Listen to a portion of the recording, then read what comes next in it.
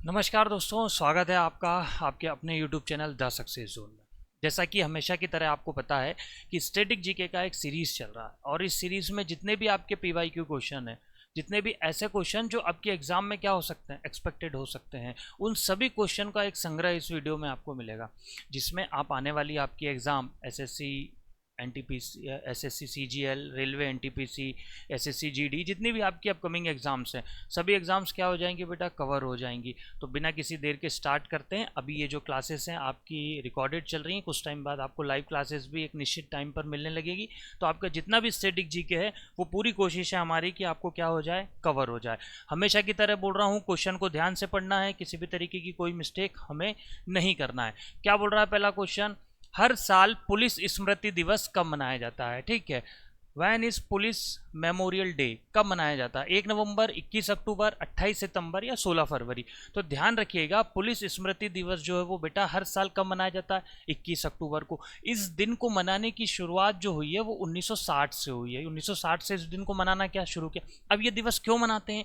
ये दिवस इसलिए मनाते हैं कि हमारे जो पुलिस भाई बहन हैं, वो जो देश की सेवा में शहीद हुए हैं, जिन्होंने अपना जीवन जो है वो देश की सेवा में लगा दिया, ऐसे लोगों को याद करने के लिए, उनके शौर्य पराक्रम का नमन करने के लिए हम लोग हर साल पुलिस स्मृति दिवस कब मनाए जाते हैं? 21 अक्टूबर को। ध्यान रखिएगा, ये दिन जो शुरू हुआ है कब से शुरू हुआ है? 1960 से। चलिए नेक्स्ट क्वेश्चन देखते हैं क्या बोल रहा है। अंतर्राष्ट्रीय साक्षरता दिवस प्रतिवर्ष कब मनाया जाता है? साक्षरता भी हमारे लिए बहुत महत्वपूर्ण है। देखिए, पढ़ेगा इंडिया तभी तो बढ़ेगा इंडिया। तो वैसे ही विश्व जब पढ़ेगा तो विश्व भी आगे बढ़ेगा। तो पढ़ाई के लिए, साक्षरता को जागरूकता लाने के लिए, साक्षरता का महत्व सभी लोगों को बताने के लिए कब शुरू किया गया भाई साक्षरता दिवस? 8 सितंबर, 29, 14 या 27? तो अंतर्राष्ट्रीय साक्षरता दिवस जो है वो कब मनाया जाता है भाई? 8 सितंबर को मनाया जाता है। पहला अंतर्राष्ट्रीय साक्षरता दिवस जो मनाया गया था वो 1967 में मनाया गया था। लेकिन मैं अभी वर्तमान की बात करूं कि बताइए 2024 का जो साक्षरता दिवस है वो कहाँ मनाया गया? तो ध्यान रखिएगा, वो मनाया गया था कैमरून, कैमरून की राजधानी युवाडे में। कहाँ पर? कैमरून जो है वो अफ्रीका महाद्वीप का एक देश है। ठीक है, इसकी जो राजधानी है, क्या नाम है राजधानी का? युवाडे। इस राजधानी में इस साक्षरता दिवस को क्या मनाया गया था? और हर साल हम कब मनाते हैं? 8 सितंबर को मनाते हैं। ध्यान रखिएगा इस बात को। चलिए अगला क्वेश्चन, भारत की सबसे कम अंतर्राष्ट्रीय सीमा किस देश के साथ लगती है? भारत कई देशों के साथ अपनी सीमा को क्या करता है? साझा करता है। कई सारी सीमाओं को साझा करता है भारत, उसमें से सबसे कम सीमा बताना है हमें। तो सबसे कम जो सीमा है वो लगती है बेटा किसके साथ? अफगानिस्तान के साथ। कितनी लगती है? Total 106 kilometre. कितनी सीमा लगती है बेटा? 106 किलोमीटर सीमा लगती है। अगर मैं बात करूं कि सबसे ज़्यादा किसके साथ लगती है, तो सबसे ज़्यादा में आपका आएगा बांग्लादेश। किसके साथ लगती है भाई? सबसे ज़्यादा सीमा लगती है किसके साथ लगती है? बांग्लादेश के साथ। कितनी लगती है? 4096.7 किलोमीटर। इतनी बांग्लादेश के साथ हम सीमा साझा करते हैं। अब देखिए, भूटान के साथ भी करते हैं, नेपाल के साथ भी करते हैं, और किसके साथ? म्यांमार के साथ भी करते हैं। तो चलिए देखते हैं इनके साथ कितनी कितनी हम करते हैं। भूटान के साथ, भूटान के साथ यदि मैं बात करूं तो भूटान के साथ हम कितनी करते हैं? 699 किलोमीटर। चार राज्य सीमा साझा करते हैं भूटान के साथ। एक राज्य हो जाएगा आपका क्या? सिक्किम, बंगाल, असम और अरुणाचल प्रदेश। और अरुणाचल प्रदेश, ये 4 राज्य आपकी सीमा करते हैं किसके साथ? भूटान के साथ। नेपाल की बात करूं तो नेपाल के साथ करते हैं 1751 किलोमीटर, और म्यांमार के साथ करते हैं बेटा 1643 किलोमीटर की सीमा। अच्छा, अफगानिस्तान के साथ जो सीमा करते हैं उसका नाम क्या है? उसको डूरंड रेखा भी बोला जाता है। क्या बोला जाता है? डूरंड रेखा, जो भारत और अफगानिस्तान, और किस साइड से लगती है ये जम्मू कश्मीर साइड से लगती है। और टोटल लगती है कितनी? 106 किलोमीटर। तो भारत जो है वो सबसे कम सीमा साझा कर रहा है अफगानिस्तान के साथ, सबसे ज़्यादा सीमा साझा कर रहा है किसके साथ? बांग्लादेश के साथ। दोनों को मैंने लिख दिया है, ध्यान रखिएगा इस बात को। चलिए अगला क्वेश्चन देखते हैं क्या बोल रहा है। न्यूयॉर्क शहर किस नदी के मुहाने पर है? मिसोरी, थेम्स, हडसन या मिसिसिपी? चलिए देखते हैं। न्यूयॉर्क शहर जो है, सबसे पहली बात क्या है भाई, यूनाइटेड स्टेट ऑफ अमेरिका में है। तो ये जो है ये हडसन नदी के किनारे पर, किस नदी के किनारे पर, तो राइट आंसर इसका क्या हो जाएगा, हडसन हो जाएगा। लेकिन बात हो रही है मिसौरी। चलिए मिसौरी नदी के देख लेते हैं। तो मिसौरी और मिसिसिपी इन दोनों के संगम पर एक शहर है जिसका नाम है सेंट लुइस। क्या नाम है भाई, सेंट लुइस। और इस सेंट लुइस को विश्व में मक्के की मंडी भी बोलते हैं, क्योंकि हमने पढ़ा है कि मक्का सबसे ज़्यादा कहाँ होता है भाई, मक्का सबसे ज़्यादा कहाँ होता है, यूनाइटेड स्टेट ऑफ अमेरिका में। तो उसका शहर है सेंट लुइस, जो मिसौरी और मिसिसिपी नदी के संगम पर है।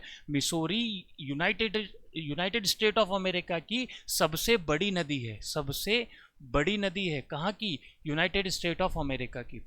तो इन दोनों के संगम पर एक शहर है जिसका नाम है सेंट लुइस। इसको मक्के की विश्व की मंडी, विश्व में मक्के की मंडी बोला जाता है। थेम्स, थेम्स की बात करूं तो थेम्स में कौन सा शहर है भाई आपका, लंदन। ठीक है, मिसिसिपी के हमने बारे में देख लिया। तो क्वेश्चन हमसे क्या बोल रहा है कि न्यूयॉर्क शहर किस नदी के मुहाने पर है, तो नदी कौन सी आ जाएगी, हडसन आ जाएगी।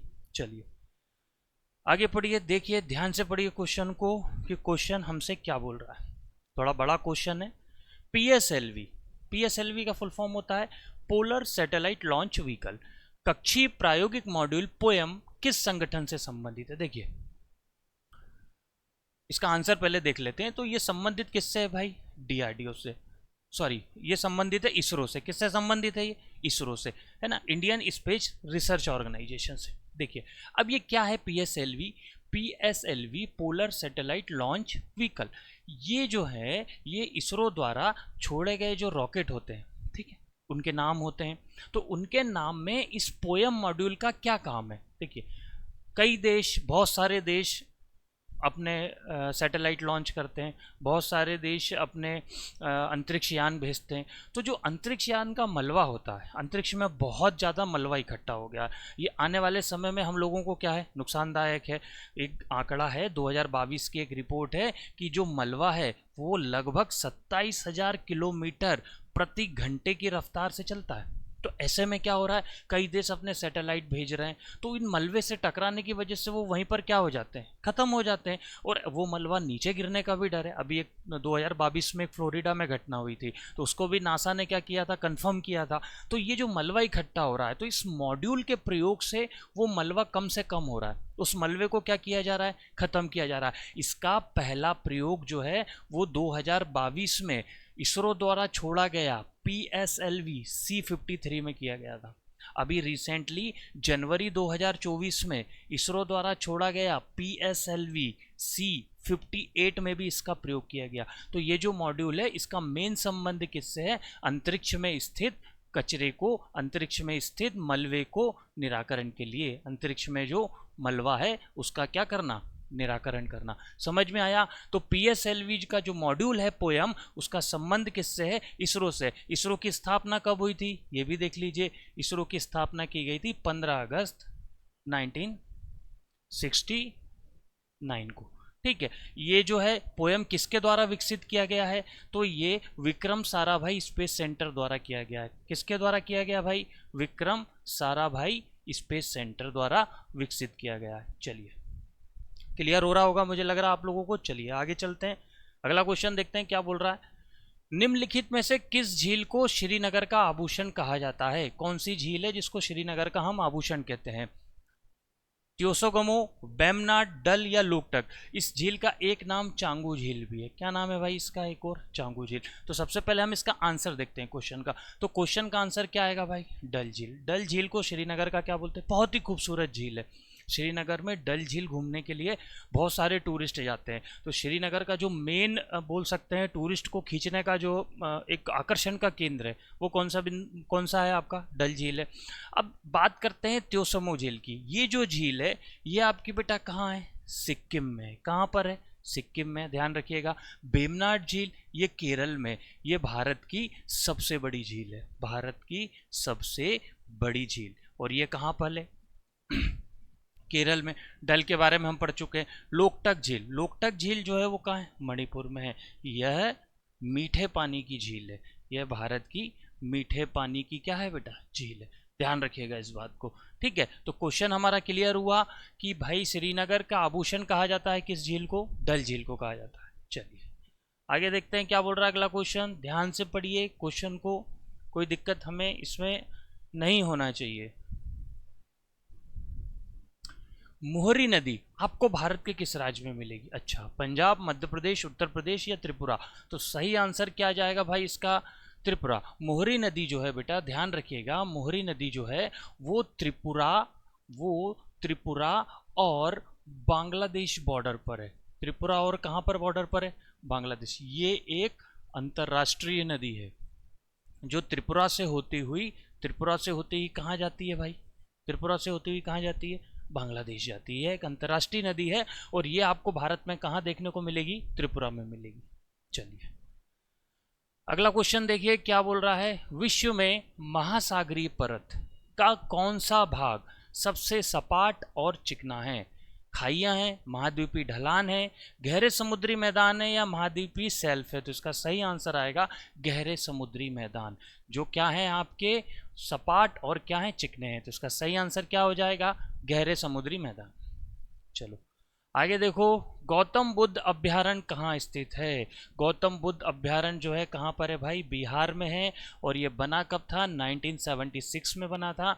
ध्यान रखिएगा कहाँ पर है भाई? बिहार में। कौन सा अभ्यारण्य? गौतम बुद्ध अभ्यारण्य। समझ में आ रहा होगा। पूरी कोशिश है मेरी कि आपको ज़्यादा से ज़्यादा क्वेश्चन मैं आप लोगों को क्या करवाऊँ, कवर करवाऊँ। ठीक है, ताकि आपकी आने वाली एग्ज़ाम में मेरे इस वीडियो के माध्यम से आपको बहुत सारा बेनिफिट हो। चलिए ध्यान से पढ़िए क्वेश्चन। मधुबनी चित्रकला शैली किस राज्य की प्रसिद्ध शैली है? असम, केरल, बिहार या उत्तर प्रदेश? देखिए मधुबनी चित्रकला जो है वो मेनली जो आपकी प्रसिद्ध शैली है वो कहाँ की है भाई? बिहार की। ठीक है, ये चित्रकला की शैली है, मतलब ये क्या है? पेंटिंग्स की शैली है। कहाँ पर होती है भाई? बिहार में होती है। ध्यान रखिएगा इसको 2007 में जीआई टैग मिला है, जियोग्राफिकल इंडिकेशन। कब मिला है भाई? 2007 में। मेनली कहाँ की है ये? बिहार की है। ठीक है, चलिए आगे देखिए, गेटवे ऑफ इंडिया का निर्माण कब किया गया? गेटवे ऑफ इंडिया का निर्माण, देखिए गेटवे ऑफ इंडिया का निर्माण कार्य जो शुरू हुआ था वो हुआ था 1913 में। ठीक है, इसका जो निर्माण कार्य है, ठीक, ये शुरू हुआ था कब आपका? 1913 में। और ये बनकर तैयार कब हुआ? बनकर ये जो है ये तैयार हुआ था आपका 1924 में। ठीक है, लेकिन यहाँ पे एक 1911 भी आपको दिख रहा है। 1911 की घटना क्या है? 1911 में जो ब्रिटेन के सम्राट थे जिनका नाम क्या था भाई? जॉर्ज पंचम और क्वीन मैरी, ये दोनों जो थे वो कहाँ आए थे? भारत आए थे। तो उनके लिए एक सांकेतिक गेटवे ऑफ इंडिया बनाया गया था। लेकिन उनके जाने के बाद 1913 में इसका काम शुरू हुआ और ये गेटवे ऑफ इंडिया कब खत्म हुआ? 1924 में। ब्रिटिश भारत की याद रखिएगा एक आखिरी सैनिक टुकड़ी 28 फरवरी 1948 को इसी गेट में से आखिरी बार निकले थे। जो ब्रिटिश सैनिक आखिरी बार जब भारत छोड़ के जो टुकड़ी जा रही थी वो गेटवे ऑफ इंडिया से निकली थी। कब निकली थी? 28 फरवरी 1948 को। उसके बाद भारत में कोई भी ब्रिटिश सैनिक या ब्रिटिश ऑफिसर भारत में नहीं था। चलिए आगे देखिए क्या बोल रहा है। खानवा की लड़ाई बाबर और किसके बीच हुई? देखिए बाबर, ये सभी जो दिख रहे हैं आपको, इब्राहिम लोदी, राणा सांगा, मेदिनी राय, ये अफगान, इन सभी के साथ बाबर ने क्या किया था बेटा? युद्ध किया था। लेकिन इसमें से खानवा का युद्ध किसके साथ हुआ था? तो देखिए खानवा का जो युद्ध था वो हुआ था किसके साथ? राणा सांगा के साथ। ये जो युद्ध हुआ था आपका, ये हुआ था 17 मार्च 1527 को। ठीक, 17 मार्च 1527 को। किस किस के बीच हुआ था? ये हुआ था बाबर वर्सेस राणा सांगा। बाबर वर्सेस राणा सांगा के बीच हुआ था। इस युद्ध को बाबर ने नाम दिया था क्या? जिहाद। और बाबर ने उपाधि धारण करी थी किसकी?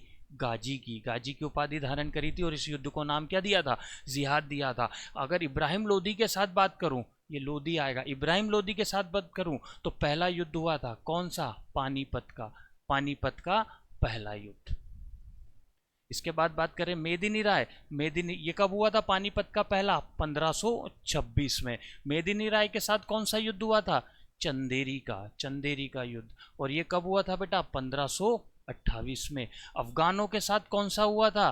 घाघरा का युद्ध। कौन सा युद्ध? घाघरा का युद्ध। और मध्यकालीन भारत का यह पहला युद्ध है, घाघरा का युद्ध, जो जल और थल दोनों पे लड़ा गया था। जल और थल दोनों पे लड़ा गया था। कौन सा युद्ध?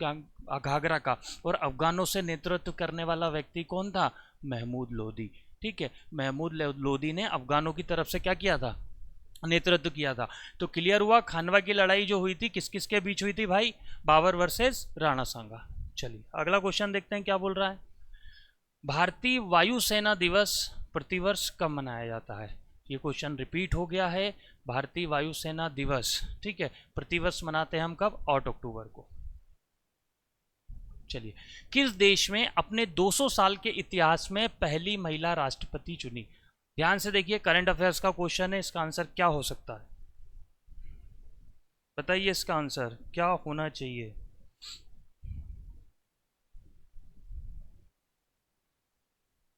नीदरलैंड, ब्रिटेन या मेक्सिको? तो 200 साल के इतिहास में पहली महिला राष्ट्रपति जो बनी है वो कहाँ की बनी है भाई? मेक्सिको की बनी है। ध्यान रखिएगा इस बात।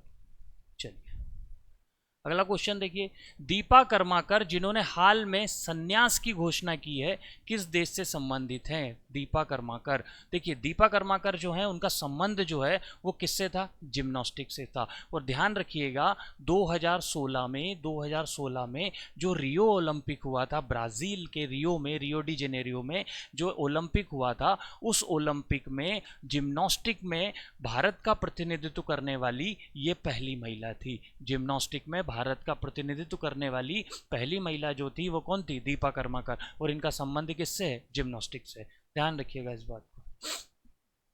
चलिए, एनु जनजाति विश्व में मुख्य रूप से निवास करती है। एनु जनजाति विश्व में कहाँ निवास करती है? जापान, दक्षिण अफ्रीका, भूटान या म्यांमार? तो ध्यान रखिएगा, एनु जनजाति मुख्य रूप से जो आपका निवास करती है वो कहाँ पे करती है बेटा? जापान में करती है। चलिए, विश्व में किस जनजाति के लोग सबसे छोटे कद के हैं? है ना, तो इसका सही आंसर आएगा, दुकी नहीं है ये, इफी है ना, इफी जनजाति के लोग। चलिए, भारतीय संविधान के किस भाग में आपात उपबंध है? किस संविधान में आपात उपबंध है? भाग 15, 2 या 3 या 8? तो भाग 18 जो है उसमें जो है भारतीय संविधान में, ध्यान रखिएगा, आपातकाल है। ठीक है, आपातकाल जो है वो भारतीय संविधान के आर्टिकल 352 से शुरू हो रहा है और खत्म कहाँ हो रहा है भाई? 360 पे खत्म हो रहा है। और भाग कौन सा है? 18। 352 की यदि मैं बात करूं तो 352 किससे संबंधित है? बाह्य आक्रमण से। यदि हमारे देश पर बाह्य आक्रमण होता है तो उससे संबंधित है। 360 किससे संबंधित है? 360 हमारा संबंधित है किससे? राष्ट्रपति शासन से। किससे संबंधित है बेटा? राष्ट्रपति शासन से। और यदि मैं बात करूं आपका 360 जो है वो आपका किससे संबंधित है? वित्तीय आपातकाल से। किससे संबंधित है? वित्तीय आपातकाल से। और 356 की यदि मैं बात करूं तो 356 जो है वो आपका किससे संबंधित है?